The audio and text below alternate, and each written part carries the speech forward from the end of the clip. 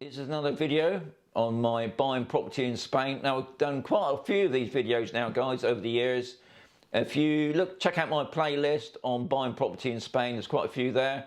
Now, I'm going to say straight from the beginning, if you're dealing with money, guys, always seek proper legal advice. Now, I've got no qualifications in a estate agency or solicitors, but what I have picked up over the years is information, and I obviously hear the stories about people that have bought property and they've had so many major problems, or even worse, you bought a property, it's not fully legal, and there's a good chance they may have the place bulldozed down, they've lost all their money, they're probably, going to be penniless.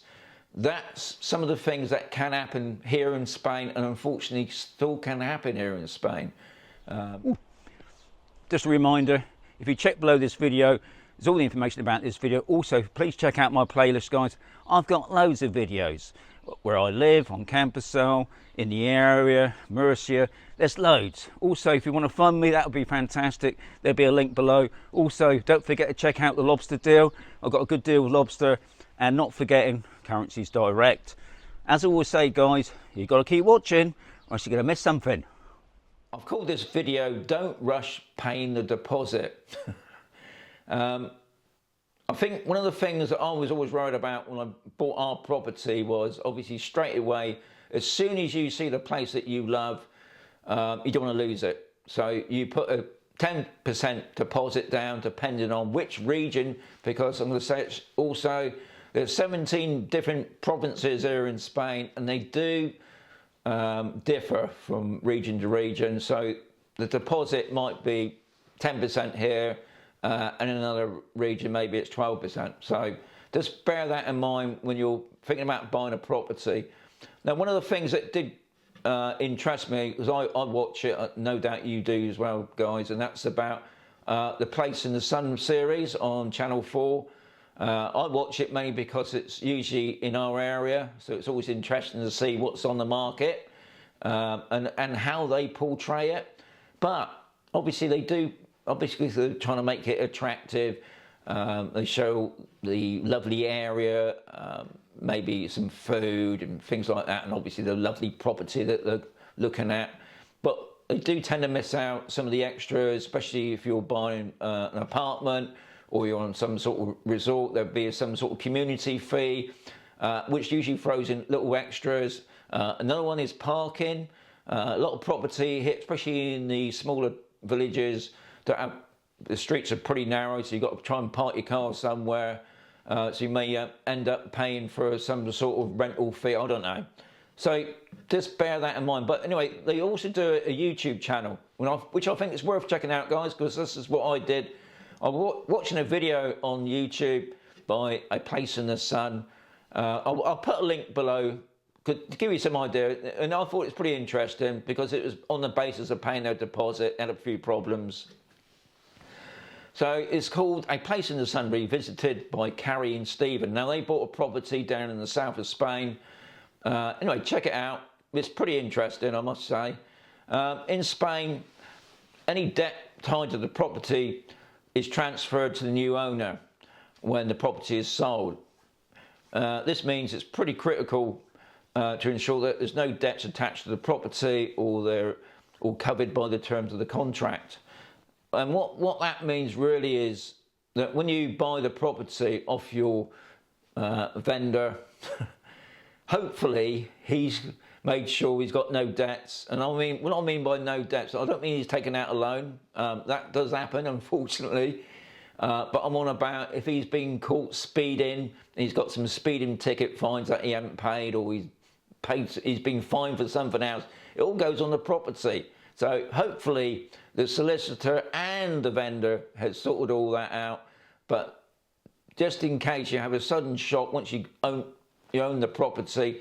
Now, what these solicitors tend to do, they do hold back so much money from the vendor, just in case anything gets thrown up.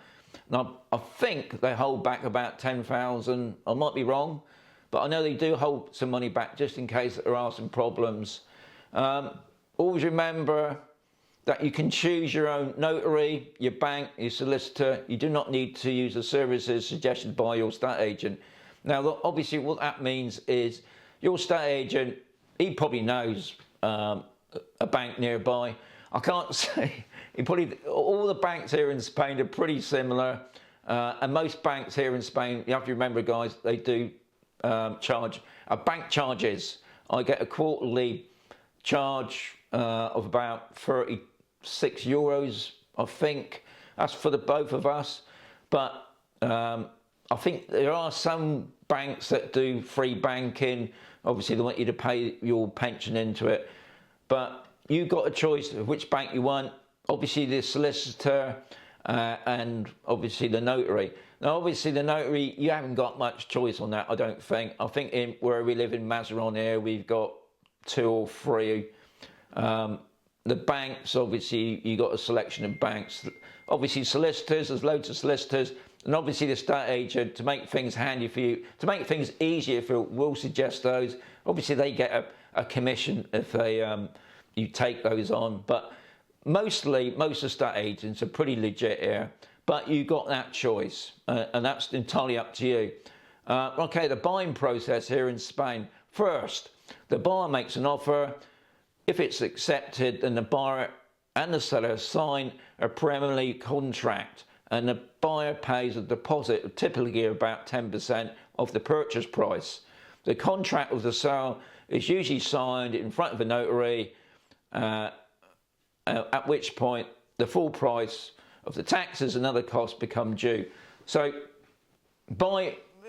once you sign the contract, then you get virtually told what all the costs going to be. Now, some estate agents actually do sorry, not the estate agent. The estate agent will obviously be on a commission base, but the solicitor, some solicitors actually offer a set price, which is a good idea, because there are a few extras that can happen, especially if the vendor has got some licenses problem, maybe things need to be updated.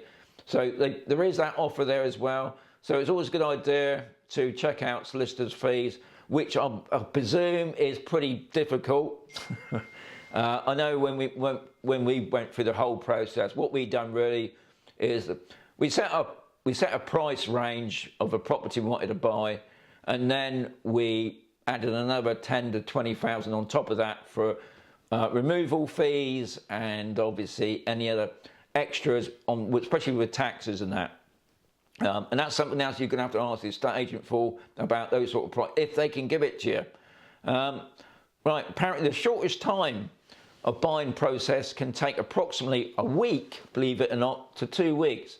But in reality, it's usually 4 to 6 weeks for the moment you find the property you like, and once you pay that deposit, it can take 4 to 6 weeks, which is pretty the norm in most areas, I believe. Obviously, sometimes it can take a little bit longer, especially maybe if you're trying to sort out a mortgage, which I wouldn't have thought you would be, because obviously if you was coming outside the EU, especially going through the visa application, you've got to have so much money in your bank account anyway, so you wouldn't be doing it for a mortgage, that's for sure. But obviously, I don't know, maybe you can't move over straight away, or like I mentioned before, about if you saw a property, you put a deposit down, and then you was hoping that your property back in your country was going to sell, and it doesn't sell as quick as you thought. So just bear that in mind, guys. 4 to 6 weeks is sort of the selling process, really. Pitfalls. Now, some of the common pitfalls on buying a property in Spain include the deposit, purchase tax, issues with off-plan properties, and properties being built illegally. Now, I don't know, I'm not too sure about the deposit. I don't think that really varies much in each region, but purchase tax is something obviously worth knowing about, and I presume that will differ, unfortunately, in each region. Issues with planning of plan properties. Now, obviously, you're taking the trust of the builder that they're going to build that property as it's stated in the pamphlet. And I've been watching a couple of estate agents down in the south not happy with the big building companies not fully finishing off a property they're quite happy to get the properties up as quick as they can, and not obviously any extras that were supposed to be included have not been included, and that does seem to be a thing that's still been going on at the moment. Building illegally properties, I suppose that can still happen. It was big years ago, but now I'm not too sure. I think they're a little bit more stringent now on building illegal properties. But another thing, especially if you're buying a property out in the sticks, I've heard that you can get quite a few issues with that sometimes. Obviously, one of the main things is some of them haven't got piped in water, so you may have a well there, and maybe the vendor knows that the well's empty, but he's going to say, "Oh no, you got water here," and you actually got water. So then you got to try, and this is another big issue, especially when you're buying a property out in the sticks. You've got a lovely finca in the middle of nowhere. The track that runs to it goes through the farmer's land. The farmer's quite happy for you to buy that property, but once he knows that you own that property, he might reclaim that track by putting a fence across it. These things still go on, unfortunately, so be very wary about buying those sort of properties as well. And obviously your estate agent, if they're good enough, the estate agent will be aware of those sort of problems. So especially if you're looking on the internet and you see a property in the middle of nowhere, and it's not actually up for sale by them, or you want to know if you can buy that property. Another thing is as well, guys, and I hear that this still happens, you're on a bar one night, because a lot of people know Easter time or summertime, a lot of people come over to look at property. You get talking to somebody at the bar, somebody overhears, "Oh, you want to buy a property? I've got a property, really cheap. This don't deal with the solicitors and that, and we can save some money." Don't do it. Because that's another pitfall. Anyway, also, as there's 17 different regions here in Spain, each region can set its own set of rules, especially if you're buying a property that you want to rent out. And that's another big pitfall as well, unfortunately, because when you rent out a property, whoever you rent it to has got a lot of legal rights, and in some cases, they can be really difficult, and trying to get money off them is a bit of a nightmare.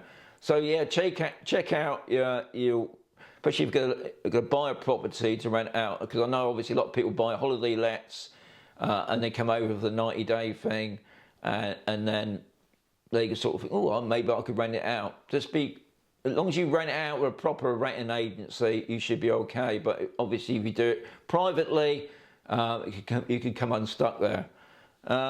Okay, my last thing I managed to find on the internet, because the whole reason of this was that my father bought a property here in Spain back in the 70s, a nice big property out in the country, which was fantastic, but when they got to about in their sort of late 80s, they thought they better move to a smaller apartment in the town, so everything's around them. So they went to their local estate agent. He said to them, "Don't worry, we'll sell it straight away." So my dad set off, found a place in the town, lovely apartment. He put his deposit down. He put 7,000 euros down for it to hold it. Now, in that contract, because he hadn't sold his property, they said, "Okay, we'll give it to 3 months." Well, his property never sold in 3 months, so he couldn't make the sale.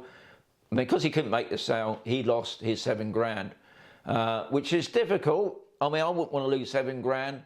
And I suppose that's another thing about when you're buying a property, if you come over and you see a fantastic place, but you haven't got that money at the moment, especially if you're selling your own property, make sure that your property is sold first. That's what we did. We sold our property, come over here, and we just waited until all the money came in, and then we went out and bought property. So, and I was trying to find on the internet what the contract period is. You know, if you got, I don't know, a month to complete it in. I mean, I have heard 6 months. I don't know if that's true.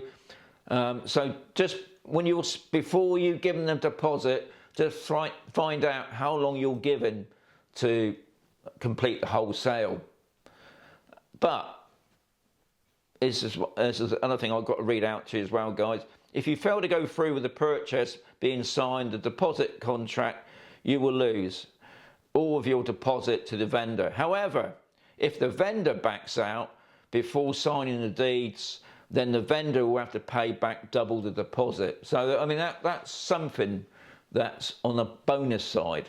So the vendor pulls out for any reason before actually signing the contracts. Now, that has happened, unfortunately, but at least you know you're going to get your money back and then obviously get it doubled. So, as I stated from right at the beginning, don't rush paying the deposit.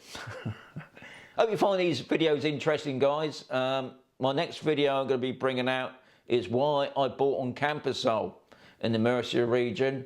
Obviously, hopefully that'll be appealing to some people, maybe not to everybody, but that's going to be my next video. I'll be doing these videos, I'll be doing this, especially this year, once a month, especially like, I'll call it informative videos. Hope you enjoy them. So I'll catch you on the next one. As I will say, got to keep watching.